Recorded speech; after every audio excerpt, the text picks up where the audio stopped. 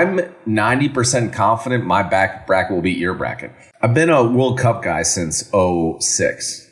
Oh my God. How sad will it be if you lose to just someone that doesn't know what they're doing? Right? Yeah, I have France playing Spain. Yes, and I have Spain going forward. You have France going forward. So that will be if one of those get knocked out early, that's going to call it for us. So Eric, are you ready to jump into our second episode? I'm ready. I'm pretty hyped too. That sounded super genuine.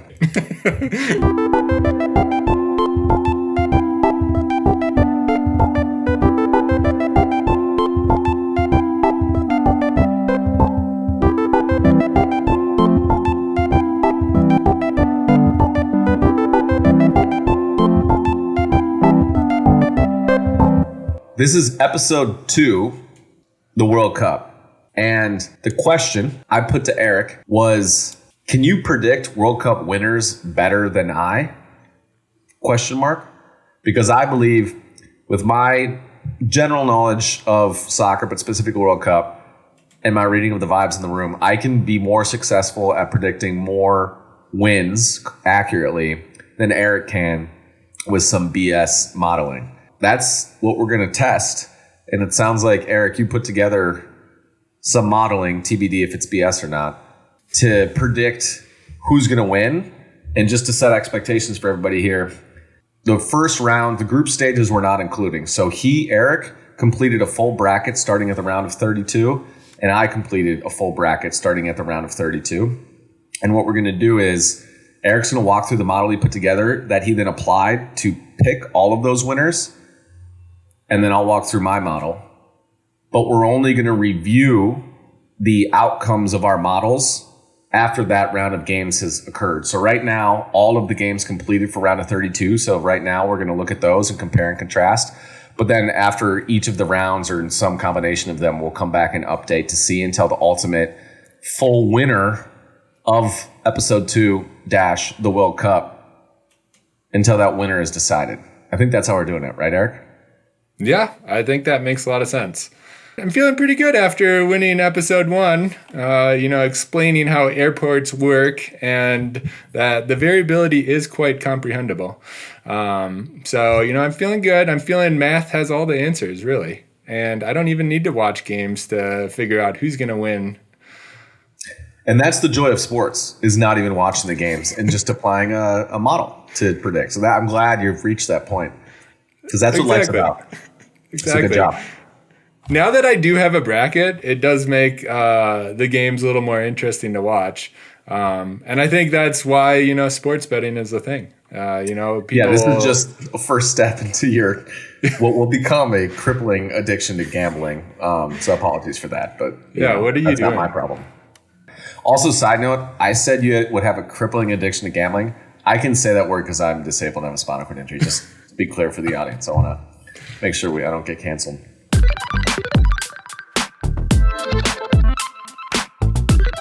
Okay, walk me through what you got, and I'm gonna punch it. I'm gonna beat it. I'm gonna beat it up. Okay. Ready. That sounds good. Well, I just want to start off. This is a 32 team bracket, so there's a lot of possibilities. I went and crunched some numbers, and there's over 2 billion possible brackets that we have here. Yeah, so I just wanted to gauge first, how confident are you in your bracket? I'm 90% confident my bracket will beat your bracket. All right. Let's see how it is. Yeah. How confident are you in your bracket? I'm feeling pretty good. And why I'm feeling good is that, there's a lot of different games being played. And I just can't believe that you know everything about all of these different teams. So, and you are sometimes kind of a little too vibey. So you're like, oh, this small change is going to affect the game. When in reality, these games are, somewhat of a crapshoot sometimes. And the statistics does tell part of the story. And I'm hoping that it's enough of the story to give me another point on the board. But yeah, keep going. 32 teams. Oh, it's so hard to keep 32 track of 32 teams. This is impossible.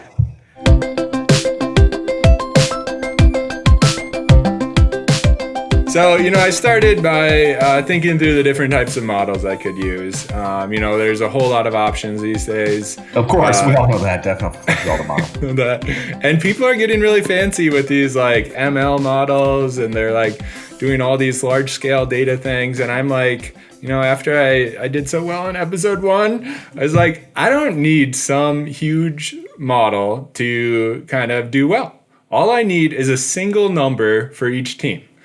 And if, people are familiar with these types of things, they're often called ELO ratings. So I'm just going to try to fine tune a nice ELO rating for all the different teams, and then just do straight analytical probabilities for each matchup. No coin flips, no Monte Carlo. I don't need fancy stuff to beat your vibes, to be honest. So it sounds like you're vibing on the models already, just to be honest. But what is an ELO model?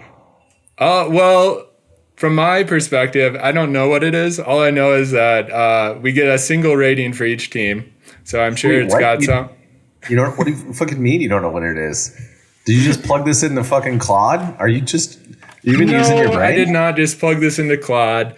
I just, ELO, I'm not sure what it stands for. But I do know that we have a single rating for each team. Are you going to look it up for us? Yeah. Resolve this? We educate on this pod as well. Yeah, thank you. You got me. You got me trying to fly off the cuff of my seat. Dude, see, I'm ready. I'm coming fucking ready to strike. You did say you were going to come in hot. All right. ELO's rating system is a method for calculating relative skill levels of players, originally designed for rating chess players. Yeah. I mean, so I get what you're saying. I just want to know what it stands for. And it's commonly used in a lot of different systems now. So just to give a little general high-level overview of what's going to happen here. And why it's so beautiful is it's a single number per team. So people might start off at 1,500 points. You can see there the bar is calibrated here. So I went and fetched a bunch of data from historical FIFA. That's all I need is, I didn't watch any games. I just went and downloaded some data. Yeah. And everyone started at 1,500. So these are like kind of points in your bag and stuff. It's kind of like poker, everyone's got their 1,500 tokens to start the game. Yeah, I'm with you. Yeah. But by the way, it's named after Arpad Elo, a Hungarian-American chess master and physics professor. Yeah. I figured it was just a name. Right up on your speed. Yeah. Okay. Actually, I thought it might be abbreviation. That's what I was like, but it's just named after someone. Makes sense. You went so to we got 1,500 points, and it's kind of nice in that it's a zero-sum game. So say United States goes and plays Canada. Whoever wins that gets points from the loser, and they just kind of trade points. And we can go do that at scale. And I'm just going to start this replay. So you can see I grabbed data from 1870 and on.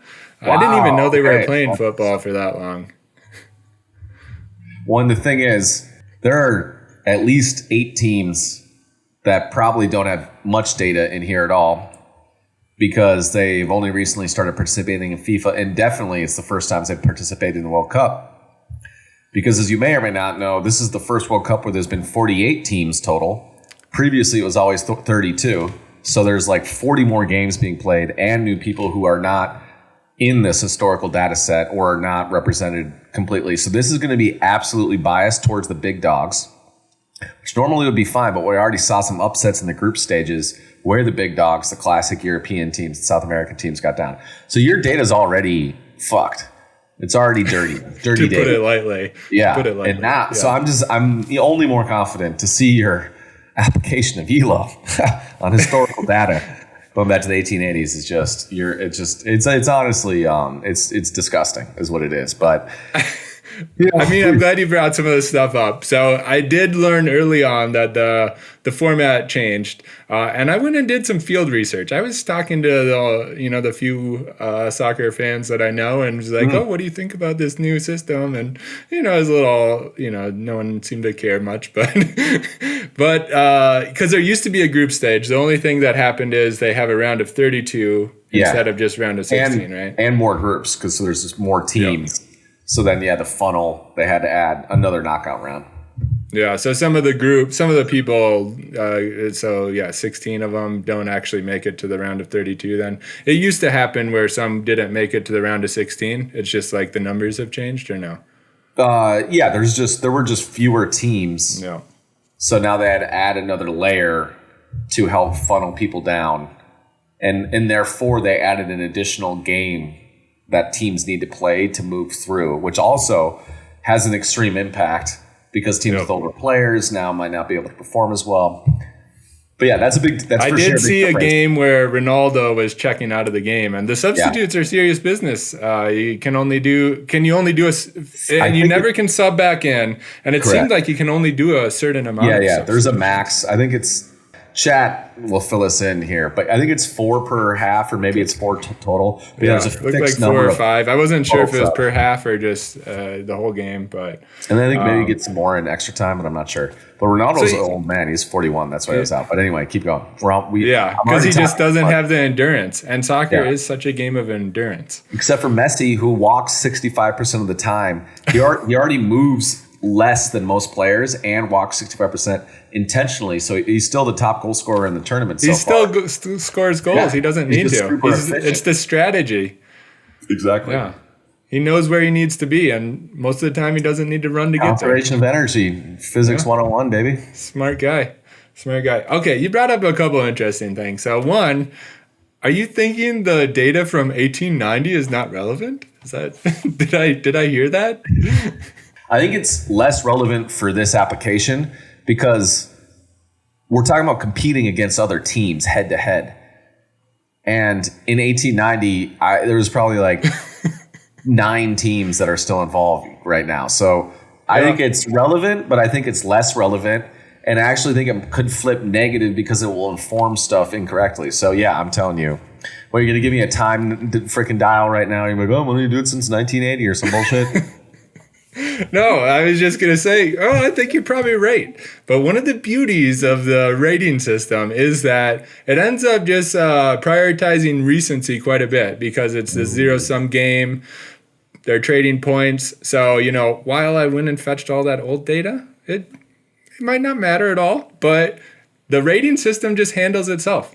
I think like FIFA, when I was doing some research, FIFA used to have like this fancy system and they like only use certain amount of data and stuff. But I went and tested a bunch of different rating systems and never was like my fancy like DK, like, let's only use like prioritize the 4 most recent data. Never did that even really do much better than just using all the data, even though that 1890 data, I'll give it to you, it probably doesn't. Probably not actually impacting. Yeah. So just be clear, you ranked data ranking tools. I mean, that was a lot of my research. I was testing out different ranking systems. Then the question obvious is, what tool did you use to rank the ranking tools? Basically, I created a CSV file, with a bunch of this data, and would try to use it to predict the outcome of the game. So each row could have, one of my spreadsheets had like 48 columns. So you can imagine like keeping track of, for a given match, the preceding matches between these teams, and like whether it's home or away, which region is it in, what's the elevation and stuff. Okay, good. I was going to say that is a huge impact too of where they're playing. Okay. Yeah. So I went and tried these and I was like, you know what? This is a little too fancy. I don't think I need this. Okay. So that's when I went back to a single number for each team. You went simple. Yeah. I still think it's not going to work, but I'm glad you did all that legwork for nothing. So, yeah. The improvement was just, not as much as I was hoping. And maybe I was getting pretty fancy at the end. I had some marginal improvement, but, it's just not elegant enough. I do like simplicity and elegance.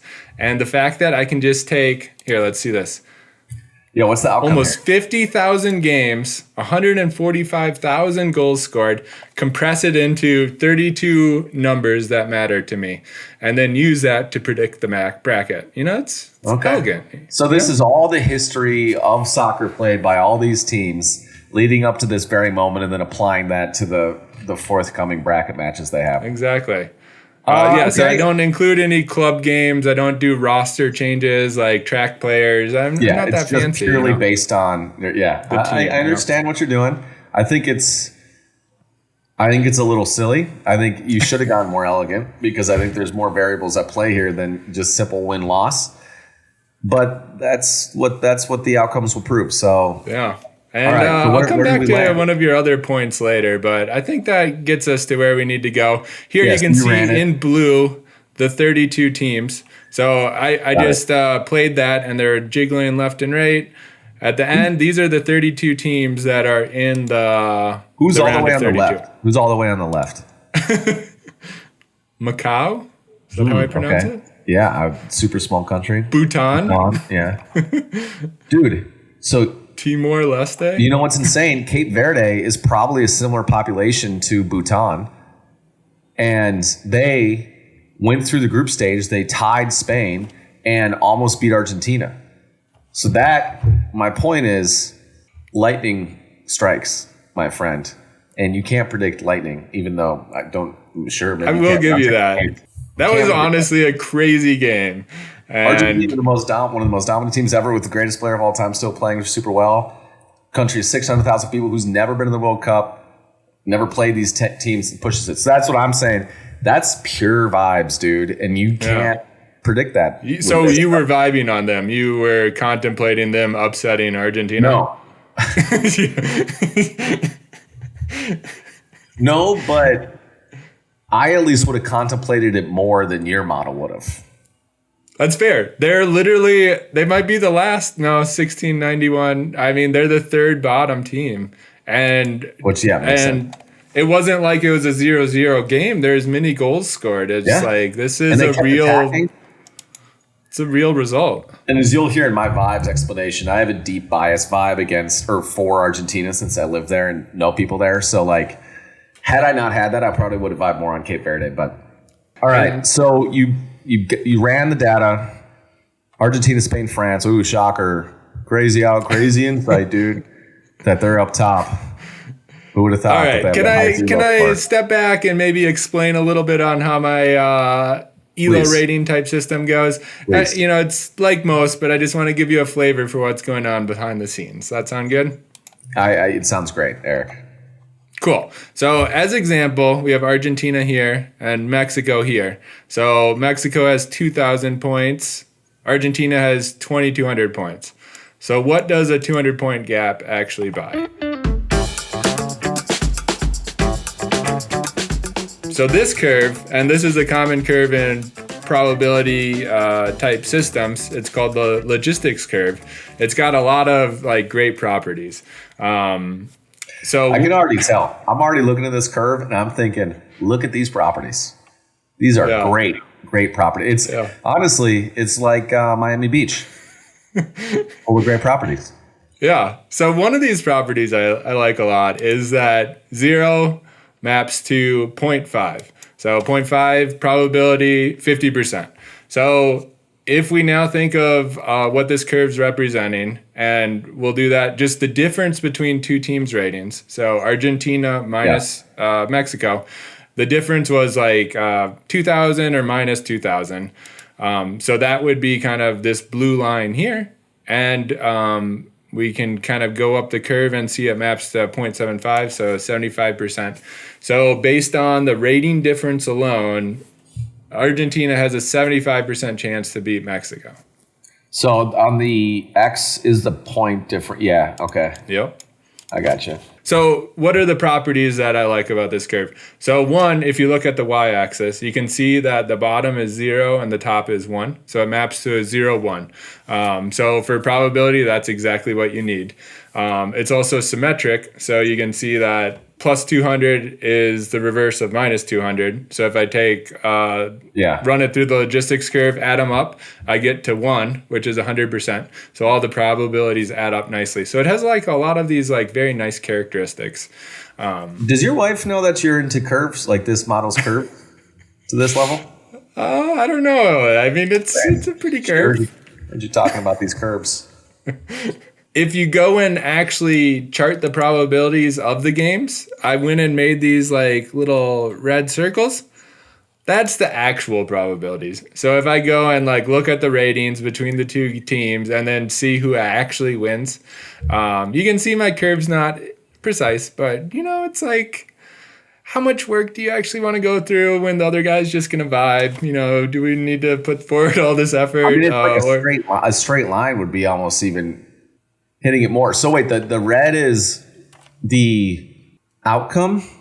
Yeah, the red is actual game. So I went and calculated the actual outcomes versus this logistics curve is just a function. And the reason it's nice is it's a very like well-behaved function. So if you take a linear function as example, and then I look at a minus 1,000 ratings, it doesn't work because minus 1,000 will end up not being like 0 to 1 probability, right?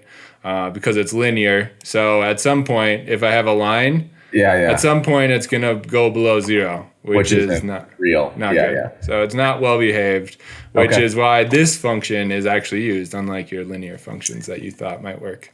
All right. No, fine. Okay. There's some slop in the system, but you know, it's like good enough for me, I think, to win a point. So we'll see. Is that true? Are you really confident? Like, does that give you, after seeing this and the fact your line doesn't hit reality? You think that's stronger than a vibe? Yeah. You're saying my vibe line would be more wavy and less close to the reality is what you're probably thinking. See, I don't think you know how to like tailor or like tune your vibes. Your vibes are just like so strong in your life that they just overwhelm like all sane, responsible picks you might make. Or my vibes are so strong because they're been reinforced and are accurate and they're just right. I mean, have you done an honest reflection on your life and thought things through? It's a different video call I have weekly. All right. We'll keep going here then. Thanks for putting the equation there too, Eric. I really was curious what E equaled, so thanks for that. Yeah.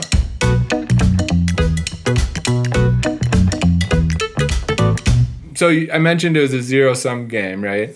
So a lot of the tuning comes in when like a team wins or loses, right? And the way I like to think about it is like the amount of points that should be transferred is based on the surprise. You know, it's like if the result is not a surprise, points should not really change hands, right? Like the system worked. Okay. That makes sense? I'm with you, yeah. And if it's a big upset, you'd expect a lot of points to change hands. And this is why I'm saying it actually self-tunes quite well because when a surprising game happens, it will adjust drastically if you have, these parameters tuned right.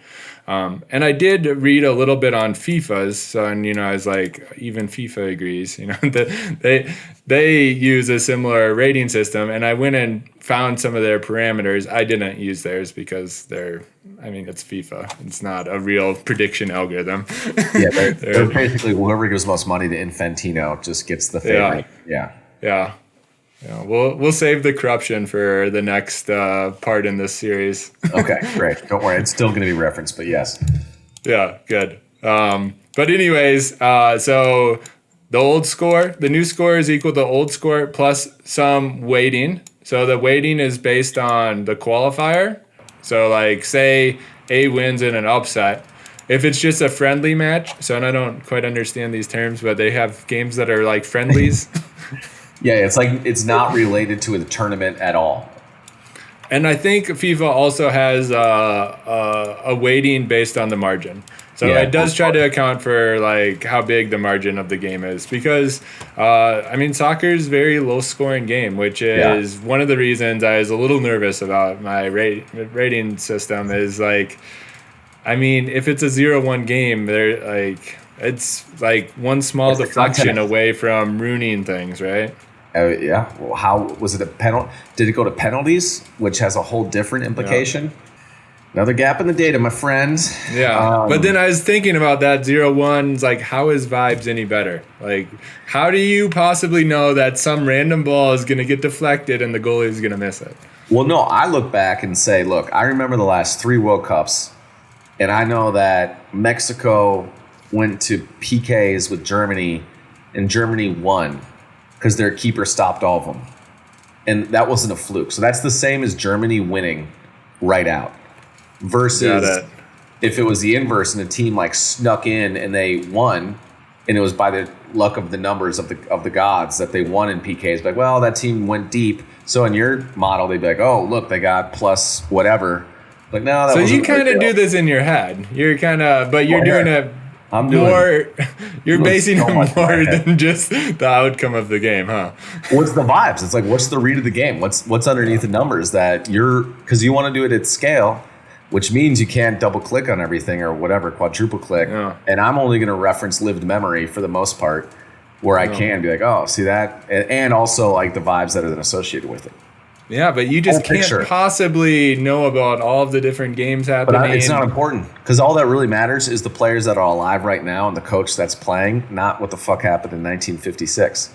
And so no, I think it's the 1890 game between Germany when it was played, probably like with a literal like goat's bladder.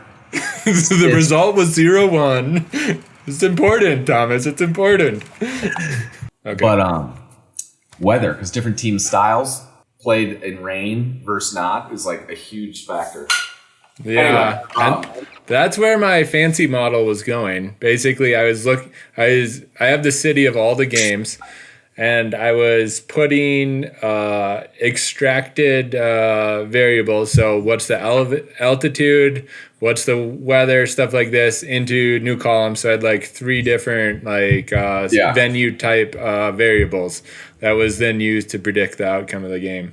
No. But again, you're saying it actually wasn't dramatically different enough to be worth all the effort and energy to crunch that data, which I do feel like is what happens. It improved a few percent, but at the end of the day, it's like when teams, and there's plenty of this, when teams are so closely rated, it's like a coin flip, and there's already a lot of luck in soccer since it's such a low scoring game. Or I don't know if I should say luck, but there's a lot of like noise in the outcome of the games. Yeah, I think it's as if why crunch the data at all when you can just use your intuition, which is another word for vibrations. But then how would a non-sports guy be able to come and talk to a sports person about soccer? Okay. So really the goal here is just for you to fit in. Is that for me? I'm just trying to be cool, dude. We know. Want to fit in. Yeah, we know. Well, I think the other thing is I'm just showing how flexible this is. I can come into some sport that I know nothing about, and I might have a chance to dethrone. How many years have you been a huge soccer fan? I've been a World Cup guy since 2006. Oh my God. How sad will it be if you lose to just someone that doesn't know what they're doing? Well, that's great. Then I'd be like, well, he's just crunched the numbers. So I'm winning either way. Okay. Yeah. So what you're trying to tell me? It's the journey, not the destination. I feel like I'm skipping a few steps here.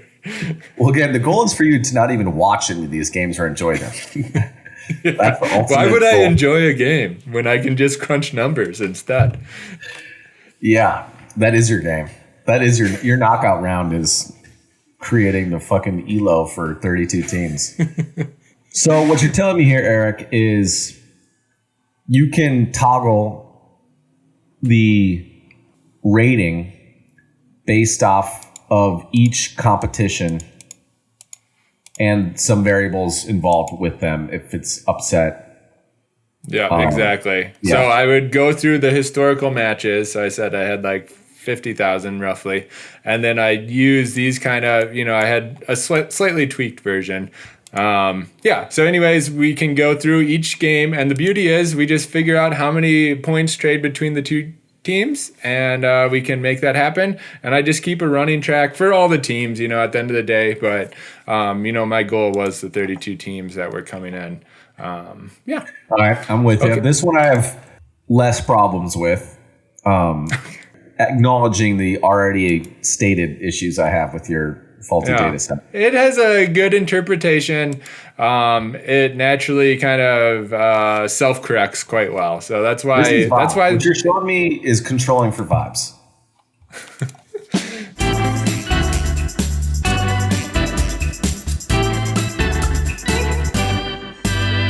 Okay. So now, I did hit a snag, and I'll tell you that, and you kind of brought this up earlier, is a lot of these games, like these teams don't play each other. They're like all over the place.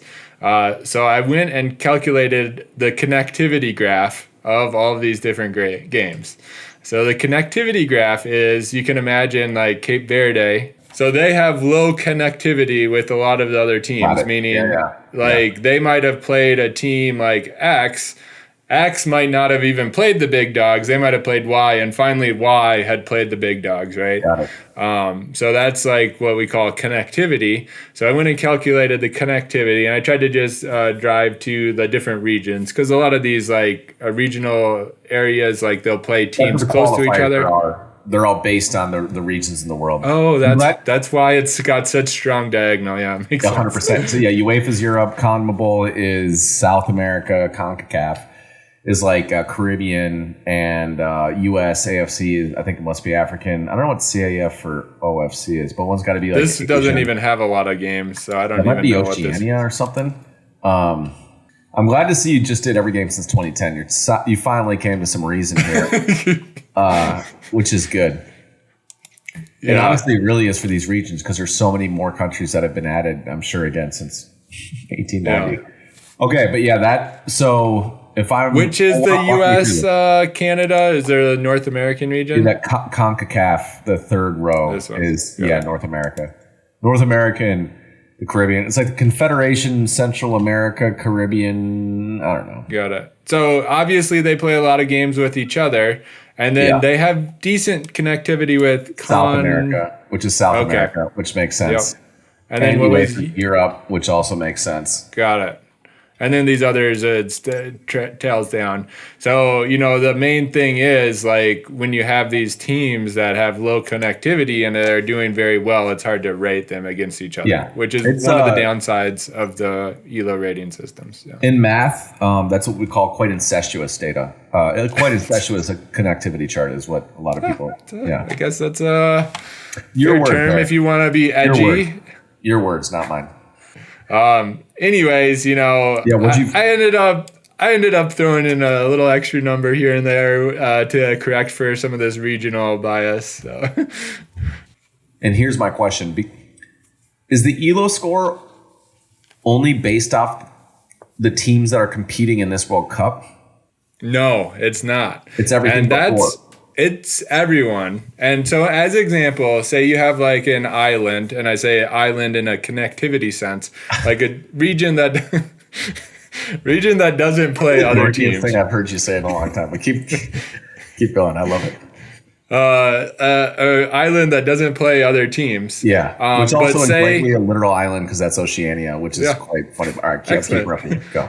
So say there is like 3 or 4 games played between the different regions, but they're not the team I care about. I might calculate a region correction factor and then apply it to all people in that region. So like it just helps kind of spread some of this like region strength into some of these teams that might not kind of play other teams at all, But how can you determine strength? Like, what do you mean? Because that region has teams with higher ELO scores? Well, like as example, so say this small region, they have a big team, Brazil. They go and play other regions. But then in the island, we see Brazil play these other teams. We can kind of figure out how like Cape Verde might fare against some of the other teams by looking at how Brazil fares against them. I think that's a huge problem. In the data. Yeah? So you don't think I should correct for a region bias? No, I think you're conflating. I understand why. And the reason you're doing it is because there's a gap in the data, which is an inherent problem with trying to use data for everything. Especially in now a World Cup where there's 48 teams, which means there's more teams from these underrepresented regions. So that's dunking into my initial bucket of problem. I think you're conflating too hard. I think you're overcorrecting. If you, in fact, did use this, because I don't think that's an actual good representation, because it's too removed. It's 2 steps removed. There's so many different there's too much conflating going on, and I think you're doing it to cover the gaps in the data set, and that, again, is the inherent problem with data. So this is a big Well, I wouldn't say big. I won't be hyperbolic. I think this is adds cumulatively to the problems with your model here, Eric, and your reliance on data. Yeah, I mean, sometimes you have to kind of cover up some holes in your data set and work with what you got, right? And at the end of the day, these small teams, we don't have any ratings against them, so we only know how they do in their friendlies. But we know how their friendlies do against other regions. I get it. I mean, this is I respect it because it's like you want to just use vibes here, but you're locked into your math. And so you're and since it's a zero-sum game, a lot of the strength happens in the regional, in the region. So a lot of the strength tuning is happening there, but this like more crude region to region stuff's not happening as much. And that's and it's more pronounced in this World Cup than it ever has been literally in any other World Cup, which again makes me so much more. I'm at like 92.5% confidence I'm going to beat you. Especially after the debacle of a slide. Yeah. It's very complicated, I can keep track of 32 teams. 48. It's somewhere in between those two. So you admit that at some point there's just too much to comprehend. I would have been more blasé in my application of strategy to each determination of who goes through. But now that I'm saying that, I could have just predicted which teams would have moved through, because it wouldn't be predicting every game. It would have just been like who is into that round of 32. So actually I strike that. No, I still would have fucking nailed it. So connectivity is a problem. You band-aid it by doing my friend likes your friend, so I think we might be friends. Right? That's kind of right. Yeah.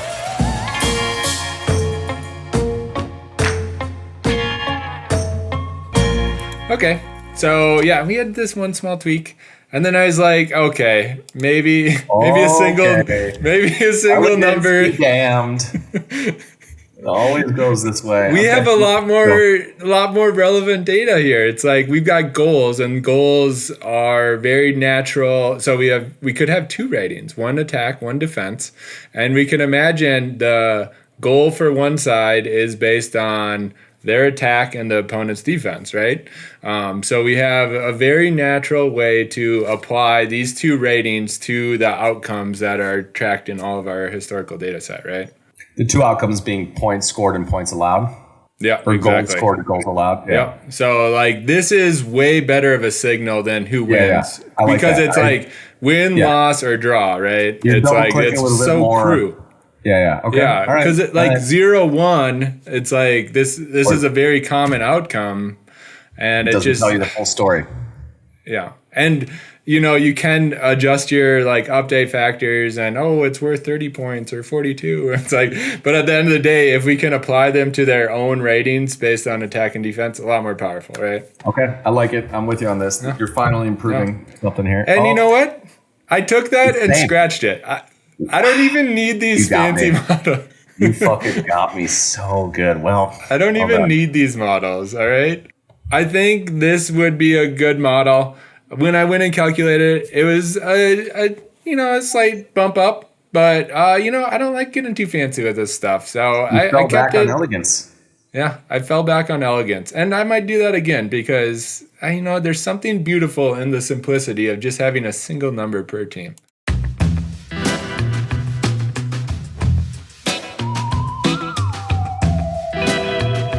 Okay, so now I want to discuss the luck aspect of this thing. So I want to try to, and I think I've got 2 slides on this, and I want to try to look at. Thanks. I was hoping there'd be more slides.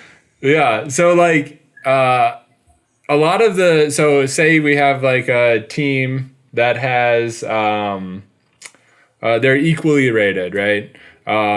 We'd expect it to basically be a coin flip. And I'm going to put a reality onto this. So that would be like a Mexico-England who are playing in an hour and a half. Yep. I think most people, maybe England's a little bit up, but they're playing in Mexico. So we call it a 50-50 maybe. Okay.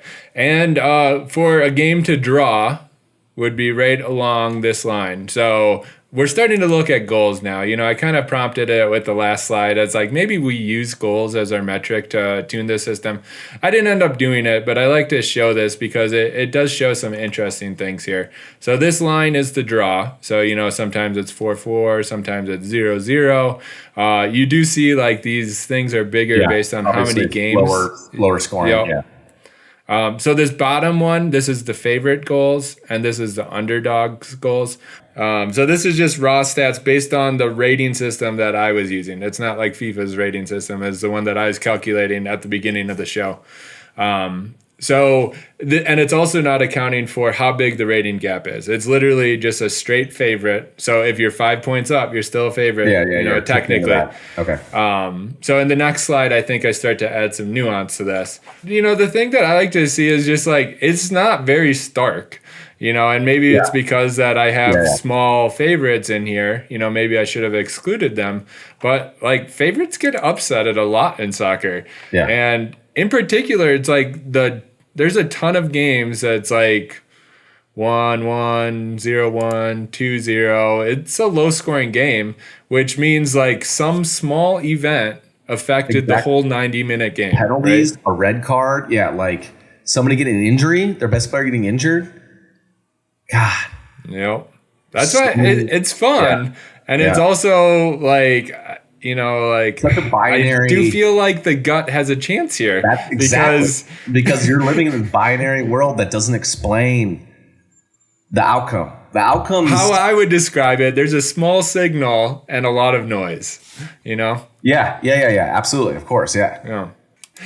Okay. So all right. The favored team, you're not as likely to be successful as one would think if you're the favorite team. Yeah, but you still see like a strong signal down here. Like the favorite has a lot stronger, like they have a lot better chance versus you look at this, you don't see them putting up big scores and stuff. So there is some good signal in here, but it's like, it's noisy. Yeah. They only happen every 4 years, right? Sorry, dude. You chose math, man. I don't.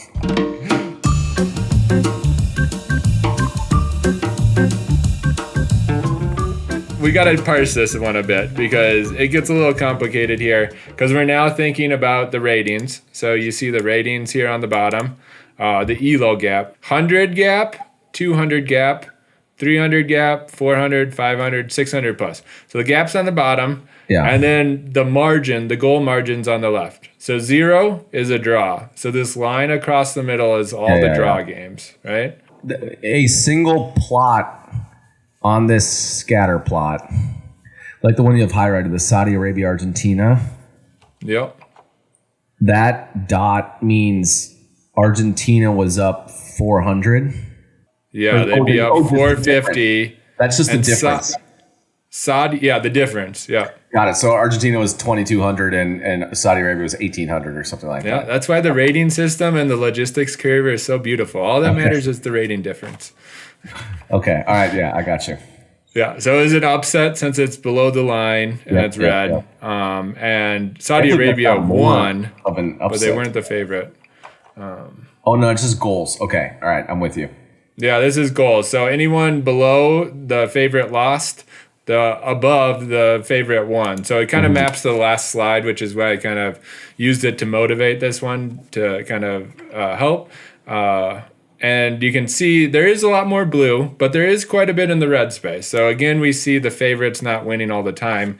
What we're doing now, though, is it's kind of spread out. So you can see this rating difference, right? The first thing I wanted to point out is, you see these like almost equal teams? By stats, the slight favorite loses. 45% win rate. Okay. So if a team is either evenly, but this isn't evenly matched, we're still saying if they're up like 5 points in the ELO rating from system. 0 to like 25 of a difference. Yeah, 0 to 50 maybe even. 0 to 50. If you're up and only up by all your shit, man. That just right there alone, because that's wherever most people live anyway. Means any system or any model you're trying to run in this data means it's fucking bullshit. So we can call it now, or I'm good to hang out, but Yeah, keep going. But at the end Inverse. of the day, it's like these like on par teams. It's like how do you rate it? England, Mexico, you called those out as equals. What do you? Yeah. How do you choose? The intangibles. So they're playing in Azteca, the stadium, which is at like 7,000 feet. There's inclement weather. England has so much pressure, and they have choked, and Harry Kane, who's their main scorer, choked last time by missing a PK. So all vibes, and I think England's going to lose. So I have Mexico So what? winning. You're in the head of the coach and all of these soccer players? You really think you can get in their heads? I think I can get in their heads, and I think me thinking I'm in their heads gives me more of a solid foundation to make a prediction than data that's not necessarily appropriate and basically says it's 50-50. Like if you're saying it's 50-50, what are you even going to say? Well, I'm interested to see actually what you said now that we're talking about it, obviously. But so in this case, it'd be like, obviously you're going to use indirect vibe reads to make a prediction. That's all you got. That's all you got. Yeah. I mean, that would be a reasonable choice, but not one I made. Okay, thank God. Yeah, you're locked. Contractually, you're locked in, but you can't. But yeah. It's a good slide. You do see, like, once you get up to these bigger ratings, there's a lot fewer upsets. You know, it's like, yeah, naturally. You can feel pretty good about your decisions. But when I did my bracket, I was not feeling good about these teams that were very close, obviously. And is this all finals still since 1930 or World Cup matches? Yeah, 964 games. So I think this is World Cup matches. All World Cup. Yeah. Okay. Yeah. All right. So you just said, scatter plot. Yeah. Most times it's 50-50 or inverse. Yeah. And I see you. Signal's real. It's just outnumbered by. And then the question obviously becomes in a World Cup, what's the average differential? So, and you know, even 300 points, like you're a strong favorite, but you're still only winning 3 games out of 4. Lightning it's in a still bottle. Just like noisy. Yeah. It's disappointing. Fun. You call it noisy, other people call it fun, but yeah. This only strengthens my argument that if this is the data you're working with, fucking why wouldn't you need vibes? Actually, you need vibes to be able to interpret this data. Yeah, I know. That's why I'll be so shocking when I beat you. Yeah, quite. Quite a shock. All right. So, and then some of these are, you know, this mentions the World Cup. I'm not sure if we actually get this one, but actually the one that's down here, this might be 7. I bet you that was Germany beating Brazil 7-1 or what's? Yeah, so a 6-goal difference. The differential would have been small. It would have been pretty close.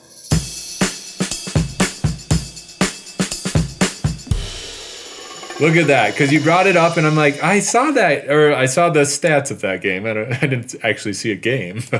Yeah. Yeah, that's insane. You just read for 30 minutes pure a CSV column. Is you watching a game just like in the Matrix? You just scrolling a CSV spreadsheet? Oh my God. I stared at this row for like 15 minutes. I was like, what a row. You're Neo, dude. You're Neo. Here it is. That was that. God, how much does that cement my vibe read? God, you're so fucked, dude. You're so fucked. Well, and this is such an interesting thing with the sport, you know, and the bracket tournament. You know, it's not a multi-game tournament. A lot of big sports things are multi-game. Well, I'm thinking about NBA versus football. I think they do single-game ones, right? Elimination, like, yeah. In American football. Playoffs. But once you're in single elimination, like it's like you can be the best, but you're not guaranteed to win. And that's what I was trying to highlight with some of this. Any given Sunday, Eric, anything can happen. The last 5 World Cups, it seems like the best one only won once.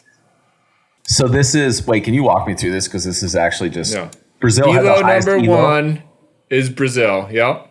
And they got knocked out in the quarterfinals. Take a look at this, though. So see right here, this is my calculated win probability. Okay. And the first game, I have them winning 87%. And the second game, I have them winning 60%, you know? And the coin flip the other way.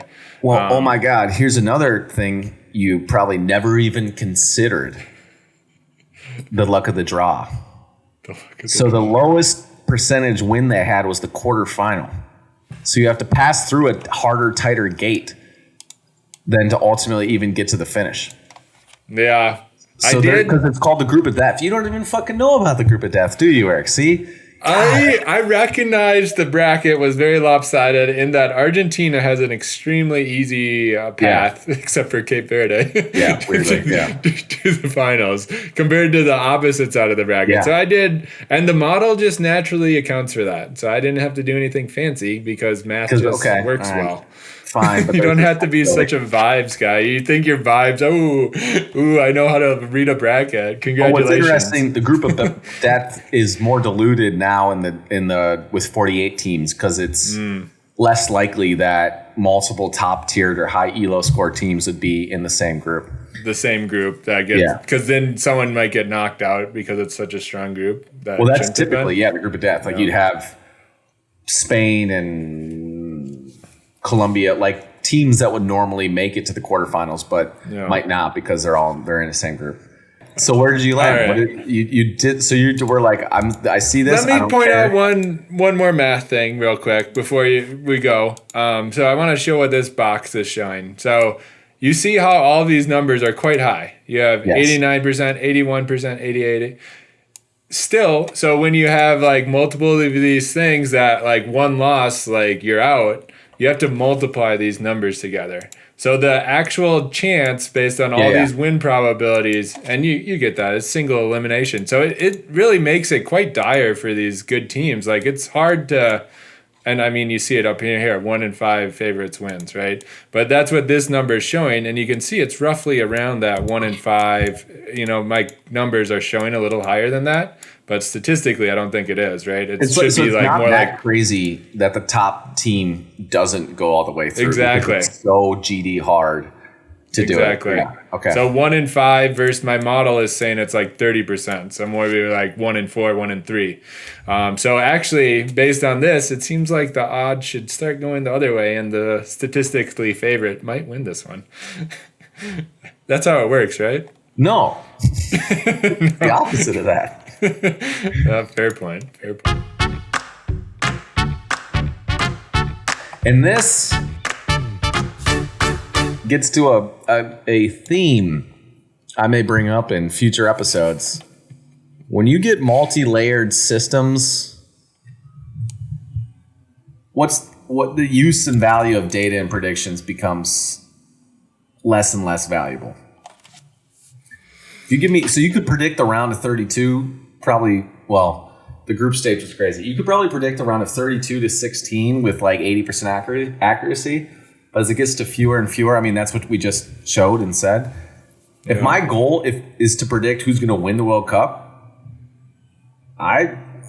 save money, use vibes. That's a good. So this is where I'm wondering. So do you try to pick the winner and then fill out your bracket based on that? Yeah, good question. Well, you know what? In my head, I did. And this, when I explain my own, I can talk about it. But I have an extreme bias towards Argentina since I lived there and think Messi's the best. So I was like, Argentina is going to win.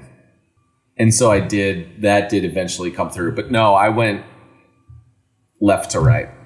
Yeah. Well, because then you do get the strength of the bracket going through it and stuff. And you think through each matchup one at a time, basically. Yeah.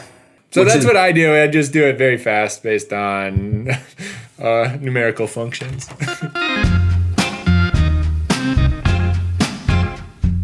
Okay. So, all right. So now we're going to throw it all on the table, right? All right. Yeah. Let's see what the bracket predicts here. So let's start on the France-Spain half. We've talked about it a little bit, but I believe this is the stronger half. Do you agree? Yes, I do agree. They had Spain, Belgium, Morocco, Portugal, Croatia, and Germany, and France. Yeah, I'd agree. This is probably this side with more skilled teams. That's what it seemed like to me, because on the other side, it seemed like Argentina had a relatively easy path. If you see this, Argentina's quite a bit far ahead. And I don't think they're that much better team than everyone. But I think that it comes from the bracket. Their half of the bracket is easier. I'd agree with that. But let's be super clear here. The one that you are calling your own is this. This is my bracket. My bracket. I messed around with a bunch. At the end of the day, I started getting a little cocky. I was like, I don't need this. I don't need this. And I chose the most simple and elegant model I could think of, which is the single value per team rating model. So the higher ELO score is the team that's going to win. Yeah, even when it's like 1 5-point look difference. At France, Spain, 51-49. Yeah. That's fucking perfect. I mean, so you kind of see how absurd it is, but I still have some confidence against a pure vibe approach. Dude, France, Argentina 38-62 is not right. That's just not an accurate representation. You think it's more fair? Yeah, it's closer, for sure. All right, let me see the other side of the bracket. Yeah, so you should critique my bracket here, because I think you pointed out a good thing. Like, on this, like, you think this is way off. And when I read news articles, people were saying France. Dude, is that what you call them? News articles? What do you call them, dude? Was that just newsarticle.com or?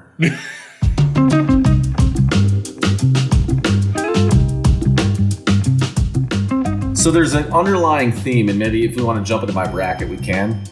There's like 3 themes that guide my vibes here. 1, FIFA is the most corrupt organization in the world. They will absolutely change outcomes to whatever makes them the most money or seems the best. So if there's star players they want to see or star teams, I'm kind of kidding, but not. And then I was proven correct with the turnover on the USA, not the red card, Flo Balogun now being able to play. So that's an underlying thing. Second is I do like an underdog, but I'm biased against Spain and Argentina since I live there and I know people there. And I, like you were saying, I am over-indexing on like their passion for the sport and thinking they're maybe better. Yeah. So that is true. And then 3, there's a lot of European teams that are like older golden generation. And this was in the group stage. So this is immediate feedback cycle. In the group stage, a lot of these European big dog teams were getting beat by smaller teams. Because it's broader. They're getting exposed to other teams they haven't seen before. And they're taking advantage of the World Cup model where if you just sit and play defense, you can push a team to get to penalties. In the group stage, it didn't go that way because you could draw. But you can just time a better team out. You don't need to beat them if you can just wait until penalties when it's a 50-50. Because penalties are more of a coin flip, and they're hoping the coin flip will go there. So it's not necessarily the best team. It's who can outlast. So those are 3 foundational topics here. Those make a lot of sense. And I don't know if you can model that.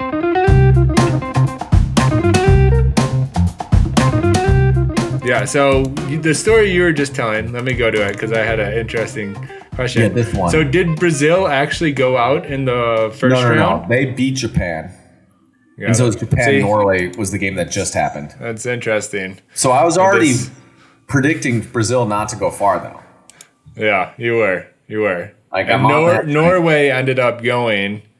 And now they're going forward to the quarters. And that Mexico-England game. Brazil, actually. They beat Brazil right there, yeah. Okay. So this Mexico-England game, for example, that's the 50-50.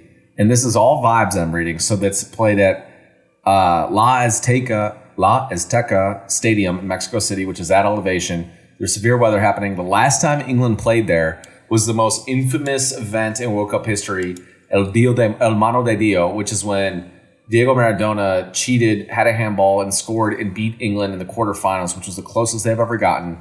England has created football. They're the most thirsty and desperate for bringing the cup home. They say it's coming home.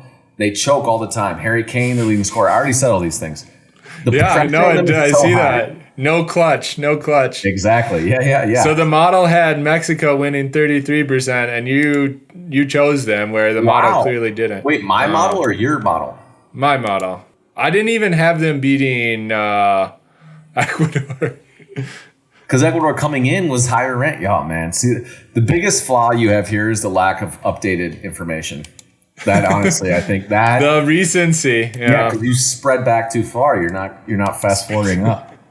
I should have had more aggressive weightings towards the groups. The group stage is the best data I had. It is, and I knew that, and I just didn't even take advantage of it. Yeah, I think for me, My prediction that Brazil would lose to Japan was me believing in Japan and knowing that Brazil was weak and Japan was playing well.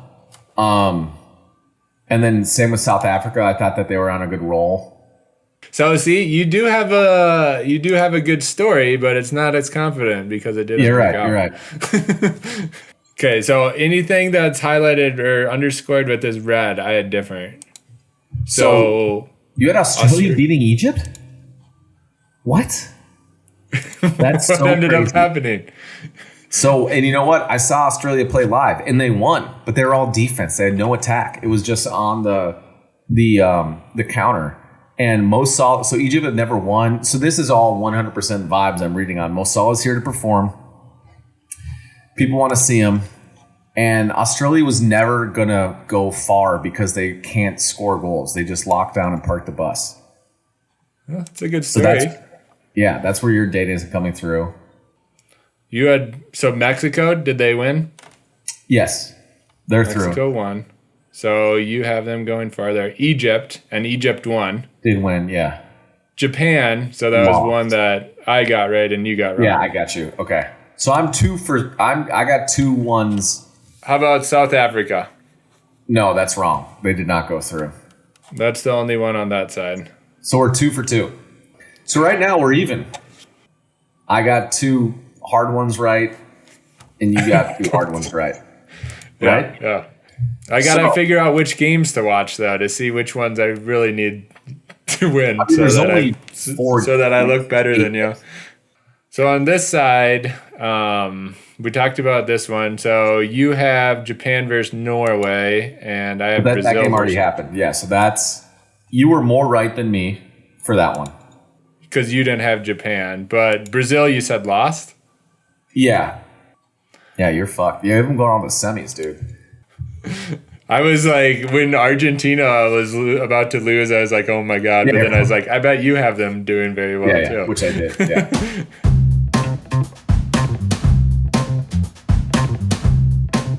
Okay, so I think we've locked in the outcomes of the round of 32.